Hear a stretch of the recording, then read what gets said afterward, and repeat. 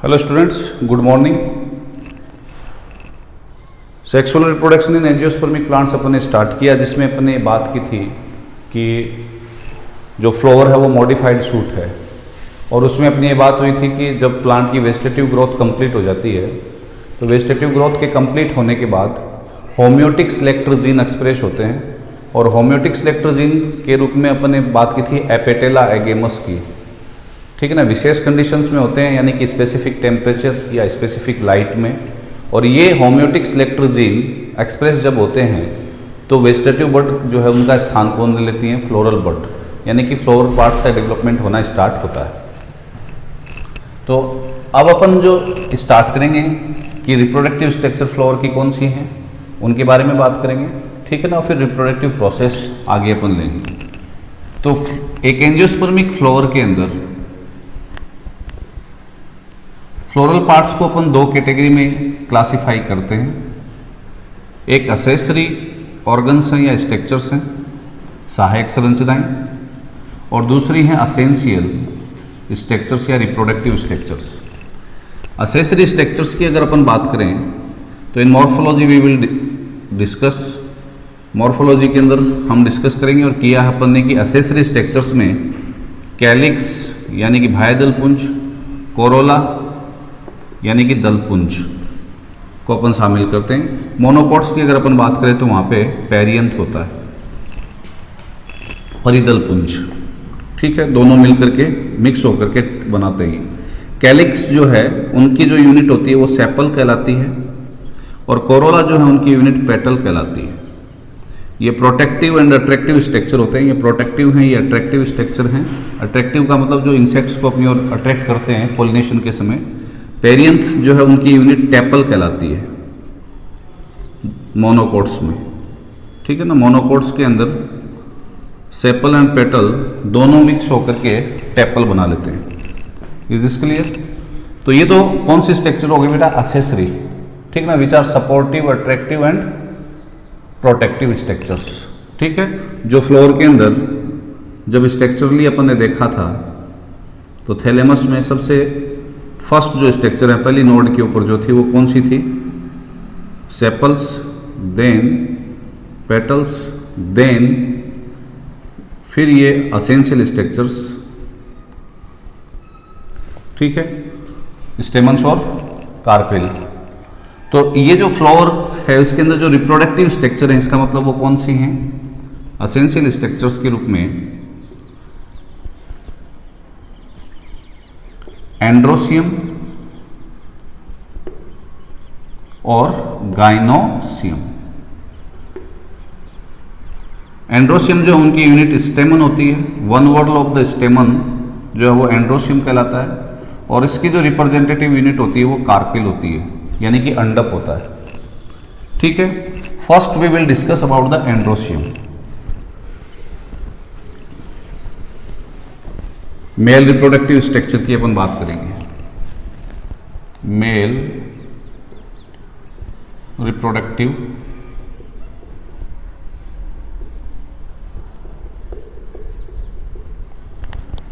Structure.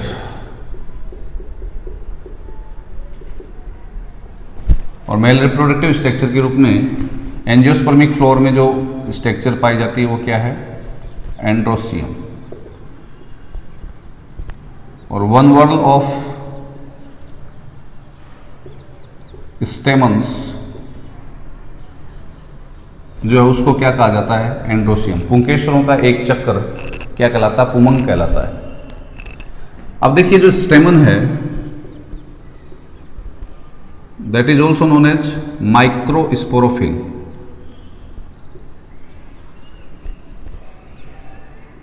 Particular sporophyll शब्द का मतलब क्या बेटा? यहाँ पे leaf which is bearing the microspores. ठीक है ना, जिम्नोस्पर्म्स तक माइक्रोस्पोर जो थे वो लीफ के ऊपर माइक्रोस्पोरेंजियम के अंदर ओपनली उपस्थित थे, यानी कि ऐसी लीफ थी। टेरिडोफाइट्स में भी ऐसा होता है, ये लीफ और इनके ऊपर ये माइक्रोस्पोरेंजियम, और इनके अंदर क्या बन रहे थे? माइक्रोस्पोर। ठीक है, जब एंजियोस्पर्म में आए तो ये लीफ जो है ना वेल डिफाइंड स्ट्रक्चर के रूप में कन्वर्ट हो गई इस तरीके से, ठीक है ना। और इस स्ट्रक्चर को अपन ने क्या कह दिया, स्टेमन, जिसमें जो ये मिड वेन है लीफ की वो एक फिलामेंटस स्ट्रक्चर में कन्वर्ट हो गई, जो स्टेमन को किससे कनेक्ट कर रही है, थैलेमस से, यानी कि पुष्पासन से। ये फिलामेंट आगे की ओर थोड़ा सा फूल जाएगा, स्वेलन अवस्था में आ जाएगा, जिसमें वेस्कुलर टिश्यू होगा, यानी कि इसके थ्रू वेस्कुलर सप्लाई जा रही है, वो हिस्सा कहलाता है कनेक्टिव। और ये जो ब्रॉडेड स्ट्रक्चर है इसको अपन बोलते हैं anther. What we call this, anther, ठीक है। And this anther is microsporangium, जिसके अंदर माइक्रोस्पोर्स क्या होते हैं, डेवलप हो रहे हैं, ठीक है ना, उसको रिप्रेजेंट कर रहा है। एंथर जो है वो डेवलप है किससे, एक एंथर जो है उसके अंदर 2 एंथर लोब हैं, 1 और 2, ठीक है। प्रत्येक एंथर लोब की अगर अपन बात करें तो उसमें 2 पोलन सैक्स हैं, यानी कि each anther lobe has 2 pollen sacs या माइक्रोस्पोरेंजियम यूनिट्स, ठीक है। तो ऐसी स्थिति में जो एंजियोस्पर्मिक एंथर है वो कहलाता है डाइथिकस एंड 2 into 4 टेट्रास्पोरेंजिएट।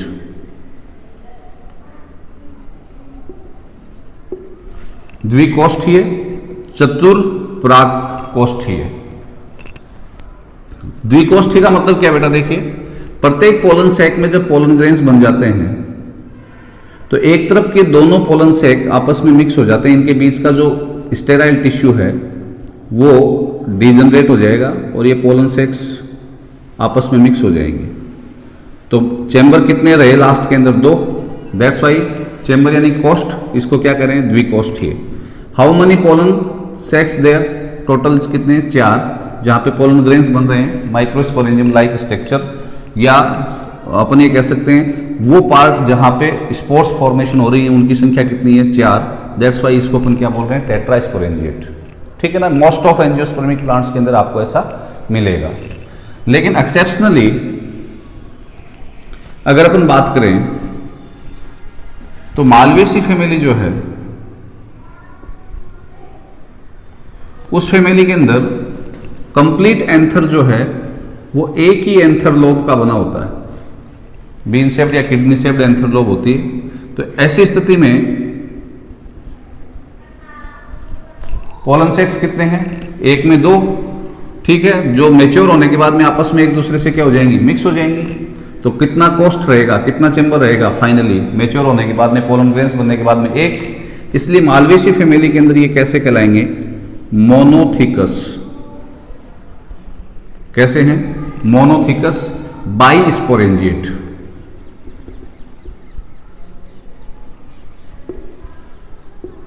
बाइस्पोरेंजिएट।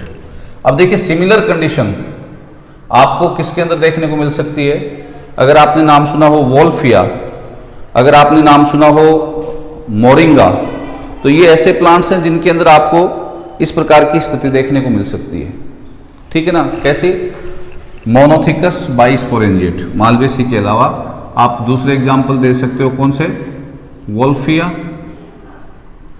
प्लांट और मोरिंगा, उनके अंदर भी कैसे होते हैं, मोनोथिकस बाइस्पोरेंजिएट, ठीक है।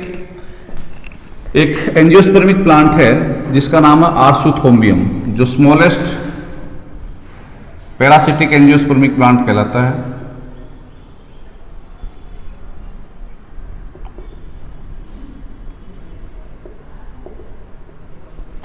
उसके अंदर anther lobe will have the single pollen sac, इसलिए वो कैसे होते हैं, मोनोस्पोरेंजिएट। दे विल बी मोनोस्पोरेंजिएट, ठीक है। तो तो ये एंथर जो है मोस्टली कौन सी कंडीशन में बताया मैंने, डाइथिकस टेट्रास्पोरेंजिएट, लेकिन मालवेसी मोरिंगा वुल्फिया के अंदर कैसा है, मोनोथिकस बाइस्पोरेंजिएट, और आर्शियोथोम्बियम जो है उसके अंदर कैसे हैं, मोनोस्पोरेंजिएट, यानी कि एक परागकोष्ठीय प्रकार के क्या पाए जाते हैं, एंथर पाए जाते हैं। ठीक है, एंथर जो है वो कनेक्ट किससे है, एंथर के कौन कनेक्ट हो रहा है आकर के, फिलामेंट। फिलामेंट अगर बेस में आकर के कनेक्ट हो रहा है तो वो बेसिफिक्स्ड अवस्था होगी। पीछे की ओर जैसे ये एंथर है, दोनों एंथर लोब हैं 1 और 2, यूं पीछे की ओर आकर के यूं कनेक्ट हो रहा है तो इसको अपन बोलेंगे डॉर्सिफिक्स्ड। ठीक है, अगर पीछे की ओर एक पॉइंट के ऊपर आकर के कनेक्ट हो रहा है तो उसको बोलेंगे वर्सेटाइल। और अगर फिलामेंट यूं बीच में से गुजर जाता है, टोबैको जैसे प्लांट के अंदर आप देखेंगे यूं और फैल जाता है तो उसको अपन बोलते हैं एडनेट अवस्था। What we call that, adnate. ठीक है, अब देखिए इस एंथर का डेवलपमेंट होता कैसे है, या माइक्रोस्पोरेंजियम जो है उसका डेवलपमेंट कैसे हो रहा है। तो देखिए स्पोरेंजियम का development sporangium development is of 2 types. एक होता है बेटा लैप्टोस्पोरेंजिएट टाइप ऑफ डेवलपमेंट, और दूसरा होता है यूस्पोरेंजिएट। यूस्पोरेंजिएट और लैप्टोस्पोरेंजिएट। अगर कोई स्पोरेंजियम यानी जिसमें स्पोर बनते हैं वो संरचना सिंगल इनिशियल सेल से डेवलप हो,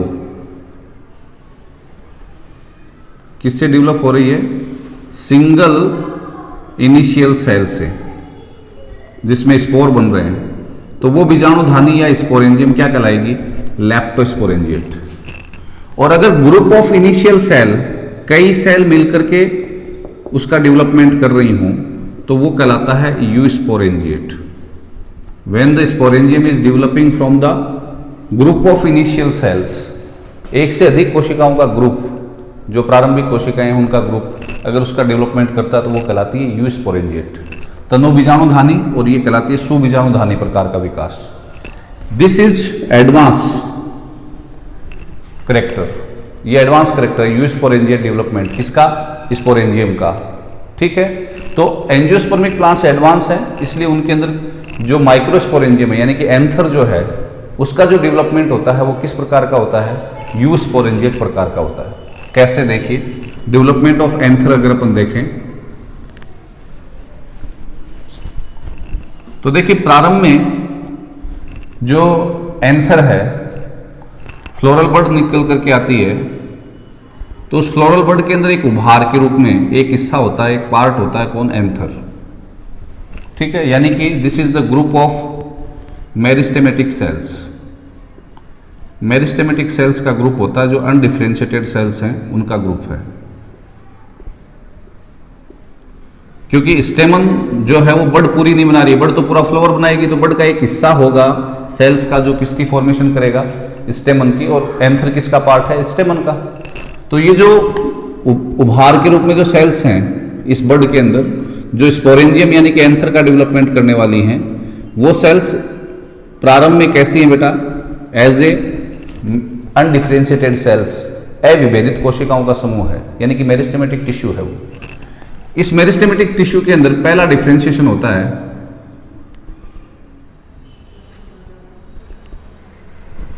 और इस पहले डिफरेंशिएशन से एक आउटर लेयर बनती है, वो आउटर लेयर कहलाती है एपिडर्मिस। ये पहला विभेदन है। बाकी का जो हिस्सा है वो क्या कहलाएगा, वही मेरिस्टेमेटिक टिश्यू।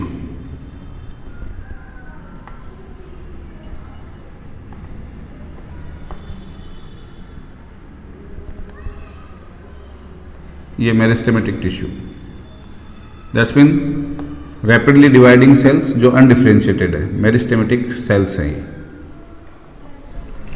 ठीक है, अब सबसे पहले इन मेरिस्टेमेटिक सेल्स के अंदर जो डिफरेंशिएशन होगा वो होगा कनेक्टिव का। देखिए अभी अपने एंथर के अंदर तो ये बीच में से जो पर्टिकुलर स्ट्रक्चर जा रही है उसको अपन ने क्या कहा है, कनेक्टिव। और आप ये इतना पीस काटेंगे तो बीच में कनेक्टिव आएगा या नहीं आएगा। तो अब जो नेक्स्ट डेवलपमेंट होगा इनमें वो किसका होगा? डिफ्रेंशिएशन जो वेस्कुलर टिश्यू का।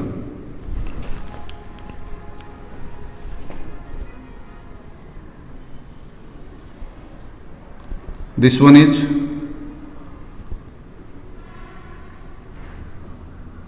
एपिडर्मिस, ठीक है। और अब ये जो सेंट्रल पार्ट है इसके अंदर सेल्स डिफ्रेंशिएट होकर के, ये सेल्स जो हैं वो डिफ्रेंशिएट होकर के क्या बना रही हैं? Those are forming the connective tissue, ठीक है। और कनेक्टिव के बाहर की ओर जो सेल्स हैं वो भी अभी भी क्या हैं? They are meristematic in nature.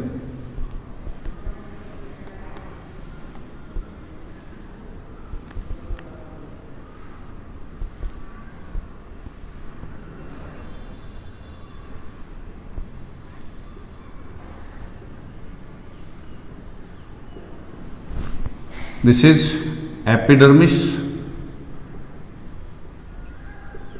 This is vascular tissue.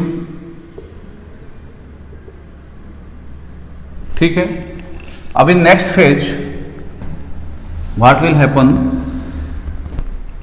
Epidermis के जस्ट नीचे की ओर चारों कोनों पे एक एक सेल साइज में बड़ी होंगी।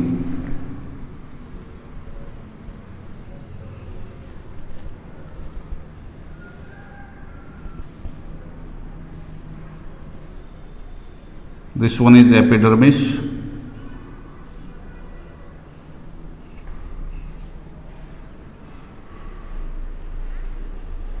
ठीक है। और मैंने क्या कहा? एपिडर्मिस के जस्ट बिलो चारों एंगल्स पे चार कोशिकाएं साइज में क्या हो रही हैं? बड़ी हो रही हैं। ये बीच में क्या है बेटा? वेस्कुलर टिश्यू, ठीक है। और बाकी क्या है यहाँ पे? मेरिस्टेमेटिक टिश्यू, ठीक है। ये जो सेल्स साइज में बड़ी हो रही हैं इनको अपन बोलते हैं बेटा आर्किस्पोरियल सेल। प्रप्रसूति की कोशिका, आर्किस्पोरियल सेल। ये जो आर्किस्पोरियल सेल है, अब इसमें डिवीजन होगा, ठीक है ना, पेरिक्लाइनल डिवीजन, जिसके कारण क्या होगा? आर्किस्पोरियल सेल में डिवीजन होने के कारण यू डिवीजन हुआ, दो सेल बनेंगी। मैं आर्किस्पोरियल सेल का डिवीजन दिखा रहा हूं आपको। एक सेल किधर बन रही है? एपिडर्मिस की ओर और एक अंदर की ओर। तो ये जो एपिडर्मिस की ओर सेल बन रही है ये कहलाती है प्राइमरी पैराइटल सेल। और जो अंदर की ओर बन रही है, सेंटर की ओर बन रही है इन चारों में, वो सेल कहलाएंगी प्राइमरी स्पोरोजिनस सेल, ठीक है। प्राइमरी पैराइटल सेल जो है उसकी डेस्टिनी और उसका फ्यूचर फिक्स है।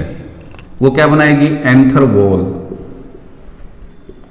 यानी कि एंथर वॉल जो है, एपिडर्मिस तो बन चुकी है लेकिन इसके अलावा एंथर वॉल की बाकी की लेयर और बनेगी जो एंथर के यानी कि परागकोश की भित्ति बनाएंगी। और प्राइमरी स्पोरोजिनस सेल जो है उसमें प्रारंभ में एंटी और पेरिक्लाइनल डिवीजन होंगे माइटोटिक प्रकार के, समसूत्री प्रकार के, जिससे क्या बनेगा? Sporogenous tissue. यानी कि number of spore producing sales जो है वो बढ़ेंगे।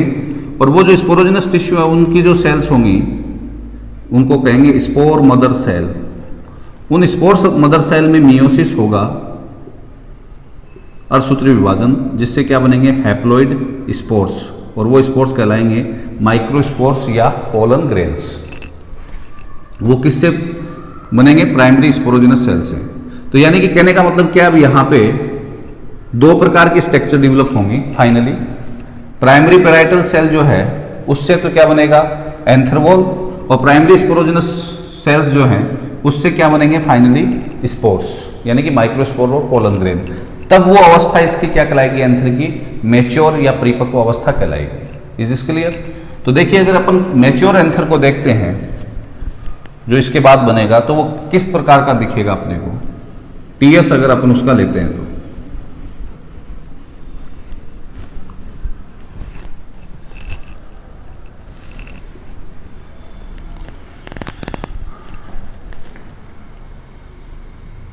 यानी कि एंथर की स्ट्रक्चर डेवलपमेंट के साथ साथ अपन अब एंथर की स्ट्रक्चर के बारे में डिस्कस कर रहे हैं।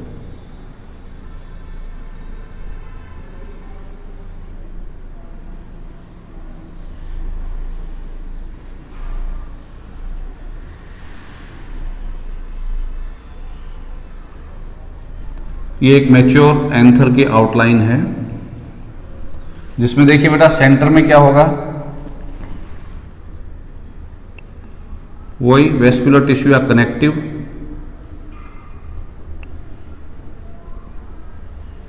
ये एक एंथर लोब है, ये दूसरे साइड के एंथर लोब है। ठीक है, आउटर लेयर क्या है, एपिडर्मिस, जो पहले ही बन गई थी, यानी कि एंथर वॉल की वो लेयर है जिसका फॉर्मेशन फर्स्ट डिफरेंशिएशन में हो गया था। ठीक है, अब देखिए ये जो प्राइमरी पैराइटल वॉल है, देखिए ये एपिडर्मिस यूं जा रही है बेटा चारों तरफ, मैं एक जगह दिखा रहा हूं यहां पे। अब ये जो प्राइमरी पैराइटल सेल थी, इसमें डिफरेंशिएशन से यहां पे और कौन सी वॉल बन रही है, देखिए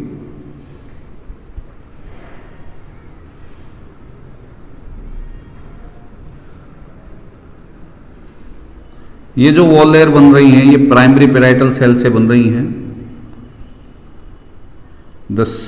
नेक्स्ट इज कॉल्ड एंडोथीशियम, ये जो मैं बना रहा हूं वो कहलाती है एंडोथीशियम, और इसकी पहचान होती है कि इसकी टेंजिटियल वॉल जो होती हैं उनके ऊपर अल्फा सेलुलोज और कैलोज के बैंड पाए जाते हैं, दोनों ही पॉलीसेकेराइड हैं।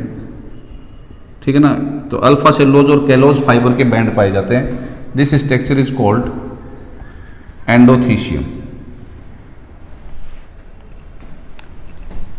This one is epidermis, this one is endothecium. ठीक है, एंडोथीशियम के बाद में 2 और 3 लेयर, एक लेयर और बनेगी,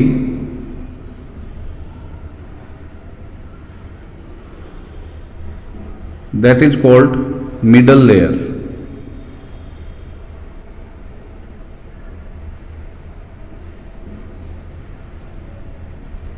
मिडल लेयर,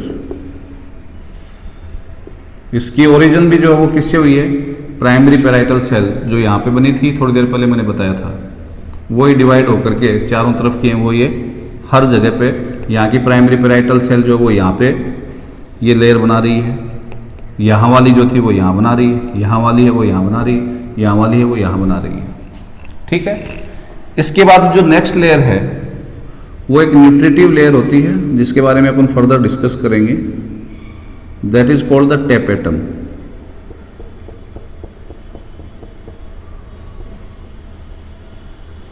जो प्रारंभ में डिप्लॉइड होती है, बाद में एंडोमाइटोसिस के कारण पॉलीप्लॉइड हो जाती है, अंतःसूत्री विभाजन के कारण पॉलीप्लॉइड हो जाएगी। This one is called tapetum.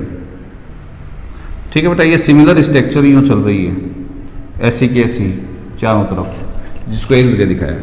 अब देखिए जो प्राइमरी स्पोरोजिनस सेल है, ये प्राइमरी स्पोरोजिनस सेल बार बार डिवाइड होकर के यहाँ पे क्या बना रही है, स्पोरोजिनस टिश्यू, जिसकी सेल्स में मियोसिस होकर के क्या बनेंगे, स्पोर्स। तो this one is sporogenous tissue. इसकी सेल्स भी कैसी हैं, डिप्लॉइड हैं।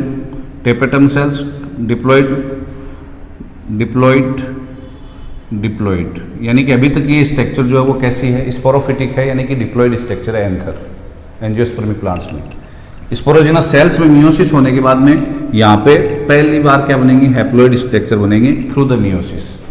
ठीक है ना, इसीलिए एंजियोस्पर्मिक प्लांट्स के अंदर अपन गैमेटिक मियोसिस जो है ना वो बताई जाती है, क्योंकि गैमेट को प्रोड्यूस करने के लिए मियोसिस यहाँ पे होगी। Is this clear? ठीक है, अब देखिए 1 बाई 1 अगर अपन इन लेयर्स की बात करें तो सबसे आउटर मोस्ट पूरे एंथर की अगर अपन बात करें तो सबसे बाहर क्या है, एंथर वॉल। और एंथर वॉल में कौन कौन सी स्ट्रक्चर आ रही हैं, epidermis, endothecium, middle layer, tapetum.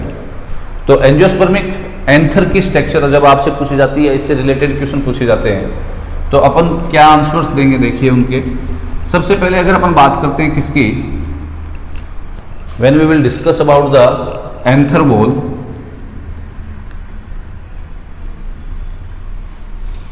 तो एंथर वॉल में टोटल कितनी लेयर है बेटा, 4, ठीक है, जिसमें आउटर मोस्ट कौन सी है, एपिडर्मिस।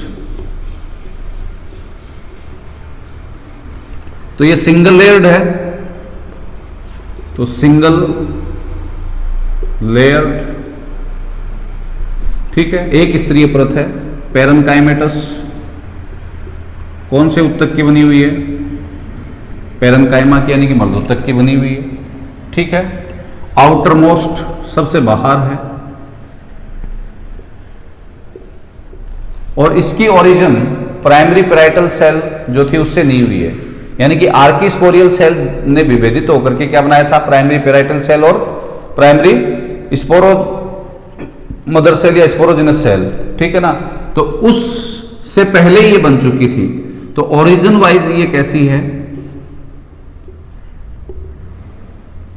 Non archesporial.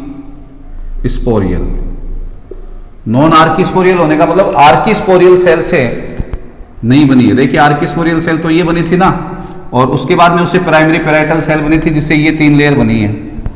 ये तो पहले से थी या नहीं थी, इसलिए ओरिजिन वाइज ये कैसी है, नॉन आर्किस्पोरियल, ये ध्यान रखिए, ठीक है। एपिडर्मिस की सेल के अंदर सेलुलोज और कैलोज के बैंड्स या फाइबर्स जमा नहीं होते हैं, लेकिन एक्सेप्शनली आर्शुथोम्बियम में ऐसा पाया जाता है। वहां पे आपको अल्फा सेलुलोज और कैलोज के बैंड मिलेंगे, ठीक है ना। तो ऐसी जो एपिडर्मिस होती है जिसमें ये बैंड्स पाए जाते हैं, वो कहलाती है एक्सोथीशियम,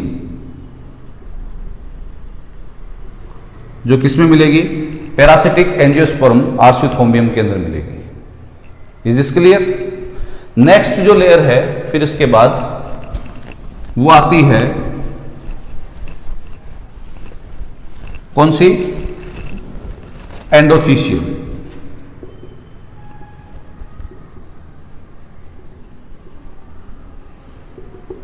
एंडोथीशियम जो है उसकी पहचान क्या है, एंडोथीशियम की पहचान है कि उसके टेंजेटियल वॉल्स के ऊपर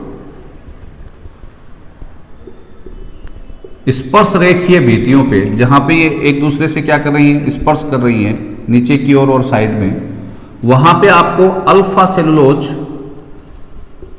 और कैलोज के बैंड्स मिलेंगे। और इन फाइबर्स के होने के कारण इसकी नेचर कैसी हो जाती है, हाइग्रोस्कोपिक, आर्द्रताग्राही।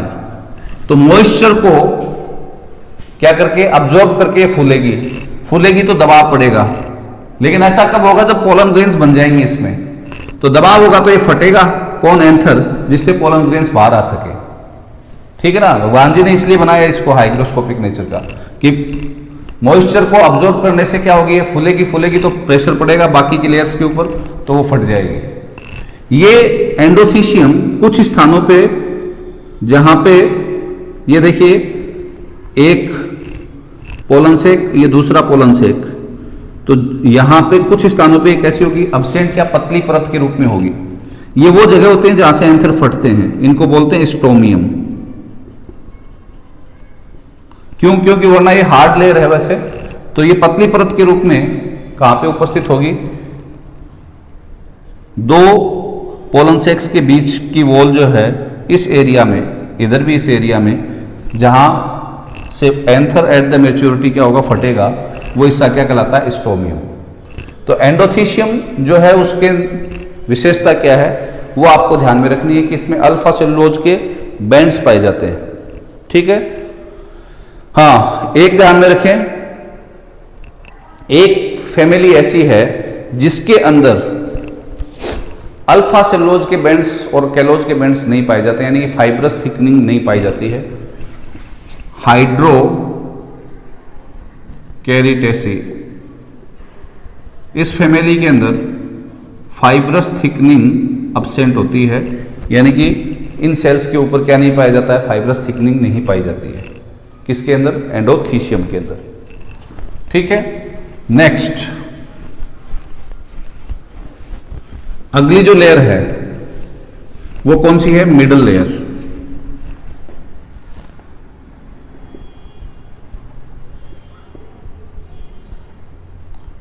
2 to 3 लेयर्ड होती है। ठीक है, और एट मेच्योरिटी या एंथर जब टोटली मेच्योर हो जाएगा और पोलन ग्रेन्स बन जाएंगे, उस समय ये नहीं दिखाई देगी, अब्सेंट होगी। कारण क्या है, ध्यान से सुनिए। मिडल लेयर जो है वो एक रॉ मटेरियल ऑफ न्यूट्रिशन, यानी कि कच्चे माल का पोषण के लिए जो कच्चा माल है, किसके पोषण के लिए, developing pollen grains. Sporogenous tissue है, उससे क्या बनेंगे, पोलन ग्रेन्स। उन पोलन ग्रेन्स को न्यूट्रिशन कौन प्रोवाइड कर रही है, टेपेटम, इसलिए उसको न्यूट्रिटिव लेयर कहा है। लेकिन वो टेपेटम न्यूट्रिशन के लिए आवश्यक कच्चा माल, टेपेटम आप एक रसोई या किचन मान लीजिए, ठीक है ना, और मिडल लेयर आप ये मान लीजिए कि डिपार्टमेंटल स्टोर है जहां पे कच्चा माल मिलता है। तो वो जो कच्चा माल है न्यूट्रिशन के लिए, वो कौन प्रोवाइड कर रहा है, मिडल लेयर। तो मिडल लेयर अपना प्रोटोप्लाज्म किसको दे देती है, टेपेटम को। ठीक है ना, तो रॉ मटेरियल ऑफ न्यूट्रिशन जो है वो प्रोवाइड करती है, प्रोवाइड्स टू टेपेटम। तो अपना ये रॉ मटेरियल सारा, यानी कि अपना प्रोटोप्लाज्म सारा टेपेटम को देती जाएगी, तो धीरे धीरे इसका प्रोटोप्लाज्म खत्म हो जाएगा। तो इसलिए ये लेयर जो है ना वो क्या हो जाएगी, खत्म हो जाएगी। ठीक है ना, किसमें, मैच्योर एंथर के अंदर आपको एंथर वॉल में ये नहीं दिखाई देगी। कारण, this is providing the raw material for the nutrition to the tapetum cells. Tapetum cells को ये रॉ मटेरियल प्रोवाइड करती है, किसके लिए, न्यूट्रिशन के लिए। ठीक है, ये 3 to 4 लेयर्ड आपको मिलेगी किसके अंदर, जो होलोप्टीलिया है, आप होलोप्टीलिया, उसके अंदर ये आपको 3 to 4 लेयर्ड मिलेगी, ध्यान रखना। इसके अलावा नाजाडेसी और लेमिनेसी, उनके अंदर ये अब्सेंट होती है, ये भी ध्यान में रखना। नाजाडेसी फैमिली है, लेमना जिसमें आता है, लेमिनेसी में मिडल लेयर अब्सेंट होती है। वुल्फिया जो है उसका भी ध्यान रखना, उसमें भी अब्सेंट होती है। वुल्फिया में भी अब्सेंट होगी कौन, middle layer. Is this clear. तो ये एंथर वॉल की 3rd लेयर है। एंथर वॉल की जो 4th लेयर है वो है टेपेटम।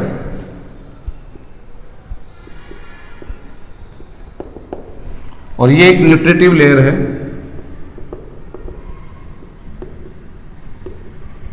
जो न्यूट्रिशन प्रोवाइड करती है किसको, डेवलपिंग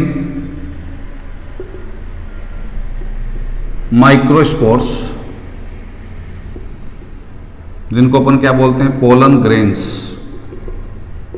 कैसे करती है, इट इज टेकिंग द या absorbing the raw material from the, किससे, मिडल लेयर से, और फिर उसको कन्वर्ट करके किसको दे रही है, न्यूट्रिशन दे रही है, किसको, पोलन ग्रेन्स को, डेवलपिंग माइक्रोस्पोर्स को। Is this clear. मोस्टली ये कैसी है, सिंगल लेयर्ड है, पैरेन्काइमेटस है, ठीक है, डिप्लॉइड है। Is this clear. लेकिन आगे जाकर के सिंगल न्यूक्लियस होगा पहले, लेकिन एंडोमाइटोसिस के कारण डाइकैरियोटिक हो जाएगी या पॉलीप्लॉइड हो जाएगी। Dikaryotic and polyploid. पॉलीप्लॉइड का मतलब होता है बेटा, when more than 2 genome sets, genome के 2 से ज्यादा सेट उपस्थित हो तो फिर उसको पॉलीप्लॉइड कंडीशन कहते हैं। और ऐसा इसमें किसके कारण हो रहा है, एंडोमाइटोसिस। एंडोमाइटोसिस का मतलब क्या होता है कि जेनेटिक मटेरियल जो है या डीएनए कंटेंट है वो तो डबल ट्रिपल हो जाएगा, लेकिन नंबर ऑफ सेल या न्यूक्लियस की संख्या नहीं बढ़ेगी। न्यूक्लियस एक ही रहेगा, लेकिन उसके अंदर डुप्लीकेशन ऑफ डीएनए हो जाएगा, ठीक है ना, अंदर ही अंदर। तो उसको अपन क्या करें, एंडोमाइटोसिस। अदरवाइज क्या होता है कि जब सेल के अंदर डीएनए का कंटेंट डबल हो जाता है तो न्यूक्लियस डिवाइड कर जाता है और एक से कितने हो जाते हैं, 2। यहाँ पे पॉलीप्लॉइडी, ठीक है ना, आएगी। हाँ, डाइकैरियोटिक कंडीशन का मतलब क्या है, सेल 2 नहीं होंगी, सेल के अंदर फिर न्यूक्लियस कितने हो जाएंगे, 2 हो जाएंगे। तो डाइकैरियोटिक और पॉलीप्लॉइड कंडीशन एंडोमाइटोसिस के कारण यहाँ पे देखने को मिलेगी। Is this clear? एक चीज ध्यान में रखना लेकिन कि निकोडिया एक प्लांट है और एक प्लांट है कॉस्टम, उनमें ये सिंगल लेयर्ड नहीं होती है, मल्टी लेयर्ड होती है। This is not single layered, multi layered layer होती है। कौन? टेपेटम। Is this clear? अब देखिए, न्यूट्रिशन प्रोवाइड करने के आधार पे टेपेटम जो है उनका क्लासिफिकेशन किया गया है, वो 2 प्रकार की होती हैं, based on their nutrition providing nature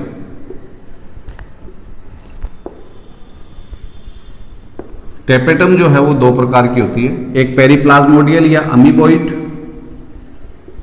और दूसरे जो टेपेटम होती है वो होती है सिक्रेटरी। एक होती है बेटा अमीबीय और दूसरी होती है स्रावी टेपेटम। ठीक है, तो इन टेपेटम्स के टाइप्स और टेपेटम के फंक्शन अपन नेक्स्ट पीरियड में डिस्कस करेंगे। Thank you.